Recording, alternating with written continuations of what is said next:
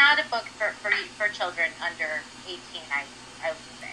But I do think it has an important message, because in the beginning the characters are partying and they're using drugs and they're having fun and they have a lifestyle that's appealing. And what we teach kids in schools, aside from when something like Whitney Houston happens, is we teach them to just say no. And as we know, when you tell children to just say no, that often inspires a lot of children to say yes.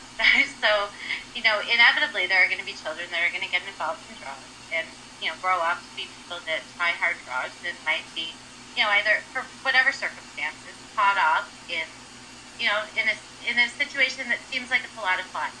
People that are having a lot of fun, and you're kind of fun counterculture, and then the kind of grip that the addiction has on you kind of takes away from all of the positive things that your characters have going on in their lives. So in that way, I think it sends a strong social message, while at the same time humanizing people, instead of saying everyone that uses hard drugs are lowlifes, they all should be locked up. I appreciate the fact that you're coming out and it's a bold stance on how...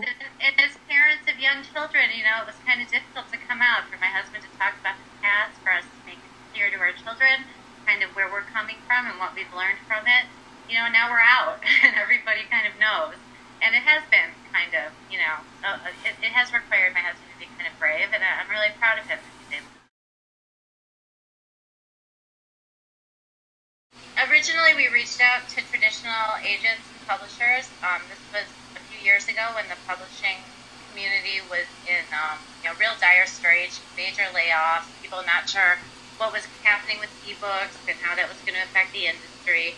And while we received good feedback from agents, we were basically told that they could not sell the book to traditional publishers, that people were not buying from unpublished debut novelists, except for those that had gone through kind of MFA programs and made those sorts of connections. Mm-hmm. So we realized we had two options. We could self-publish just through like ebooks, which many people have done and are doing, or we could invest in our own company and create a publishing company, which would, for one reason, that would legitimize kind of our book a little more and make it stand out, because we would have a real publisher. It would also make us eligible for national distribution, which we have received, which is pretty restricting. And it also makes us stand out from all the other self-published books out there, because sadly, a lot of the ebooks that are available are just not of that high quality. Everybody writes books, and we wanted to kind of stand out in that playing field, because I'm a lifelong reader. I'm a former college professor. When I had my children, I basically stayed home with them and read nothing but novels. I mean, I know a good book when I come across it. And we were extremely validated when we wanted a blurb for the back cover, and I submitted it to the Kirkus-Indie Review Program, and they awarded us their Star of Remarkable Merit, which was really awesome. exceptional. That's terrific.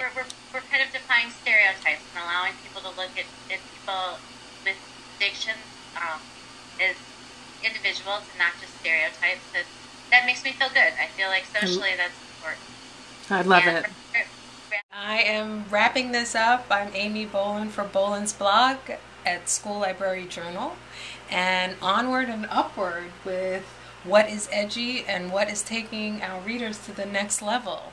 And that is what's important. Thank you.